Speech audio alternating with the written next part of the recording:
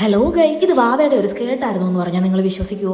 എന്നാ വിശ്വസിക്കണം. കാരണം ഇതിനെ സ്കേർട്ടായിട്ട് തന്നെ നിങ്ങളുടെ മുന്നേ ഇൻട്രോഡ്യൂസ് ചെയ്തതിന്റെ ഒരു വീഡിയോ ക്ലിപ്പ് എന്റെ ഉണ്ടായിരുന്നു. ഒരു കയ്യബദ്ധത്തിൽ അതെന്റെ ഗാലറിയിൽ നിന്ന് ഡിലീറ്റ് ആയി പോയി. അപ്പൊ ഞാൻ വിഷയത്തിൽ നിന്ന് വഴുതി മാറാതെ കാര്യത്തിലേക്ക് കിടക്കാം. ഒരു പ്ലീറ്റഡ് സ്കേർട്ട് ആയിരുന്നു. ഇതിനെ പ്ലീറ്റ്സ് എല്ലാം അഴിച്ച് അയൺ ചെയ്ത് ഒരു പ്ലെയിൻ ക്ലോത്ത് ആക്കിയിട്ടുണ്ട്. ഇനി നമുക്ക് ഇതിന്റെ ചായ മാറ്റിയാലോ? മെറ്റീരിയൽ വളരെ കുറവാണ്, എന്നാലും ഒരു നോർമൽ ടോപ്പ് ഞാൻ ഇതിനകത്ത് ഉദ്ദേശിക്കുന്നില്ല. വേറൊരു ടോപ്പിന് മിനുക്ക് പണി നടത്തിയതിന്റെ കുറച്ച് സ്പേസ് സിൽക്കിന്റെ മെറ്റീരിയൽ കയ്യിലുണ്ടായിരുന്നു. അപ്പൊ അതും കൂടി ഇതിൽ മിക്സ് ചെയ്ത് എന്തെങ്കിലും ചെയ്യാൻ പറ്റുമോ എന്ന് ഞാൻ ട്രൈ ചെയ്ത് നോക്കാം. എന്റെ ട്രൈ കണ്ട് നിങ്ങൾ വീഴണം. ഓൾറെഡി സ്കേർട്ടിൽ ലൈനിങ് ഉണ്ടായിരുന്നത് കൊണ്ട് ആ ലൈനിങ് ഞാൻ തുണി നനക്കാനേ പോയില്ല. അതങ്ങനെ വെച്ച് മാർക്ക് ചെയ്തങ്ങ് കട്ട് ചെയ്തു. അങ്ങനെ കഴുത്ത് വെട്ടി, കൈ വെട്ടി, ബോഡി ഫുൾ അറഞ്ചം പുറഞ്ചം വെട്ടി. പിന്നെ എനിക്കുള്ള ടാസ്ക് ഈ സ്പേസ് സിൽക്കിന്റെ മെറ്റീരിയൽ ആയി. ഈ ക്ലോത്ത് കാരണം ആ തുണി ഈ തുണി എല്ലാം കുളവാകുമെന്നാണ് ഞാൻ കരുതി. ഇതിന്റെ ഇടയ്ക്ക് ഞാൻ സ്റ്റിച്ച് ചെയ്ത് വെച്ചിരുന്ന യൂണിഫോം വാങ്ങിക്കാൻ ആൾ വന്നു. അങ്ങനെ അതും കൊടുത്ത് വിട്ടിട്ട് സ്റ്റിച്ച് ചെയ്യാനിരുന്നു. ഇത് ഞാൻ ഒറ്റ ദിവസം കൊണ്ട് സ്റ്റിച്ച് ചെയ്ത് തീർക്കത്തില്ലെന്ന് നിങ്ങൾക്ക് അറിയാലോ. അതെ, പതിവ് പോലെ ഞാൻ 2 ദിവസം കൊണ്ടാണ് ഇത് സ്റ്റിച്ച് ചെയ്തത്. അങ്ങനെ നമ്മുടെ ഉടുപ്പ് ഫൈനൽ സ്റ്റേജിലേക്ക് എത്തിയിരിക്കുന്നു. വാവയുടെ ആ പ്ലീറ്റഡ് സ്കേർട്ടിന് രൂപമാറ്റം കൊടുത്ത് നമ്മളൊരു ക്യൂട്ട് എയർലൈൻ ഫ്രോക്ക് ആണ് ചെയ്തേക്കുന്നത്. പക്ഷെ വാവ ഈ ടൈപ്പ് ഫ്രോക്ക് ഒന്നും ഇടാത്ത സ്ഥിതി ആളത്തെ വീഡിയോയിൽ ഇത് സ്റ്റൈൽ ചെയ്ത് കാണിക്കുന്നതായിരിക്കുവേ. കണ്ടിട്ട് നിങ്ങളുടെ അഭിപ്രായം പറയണേ. ടാറ്റാ.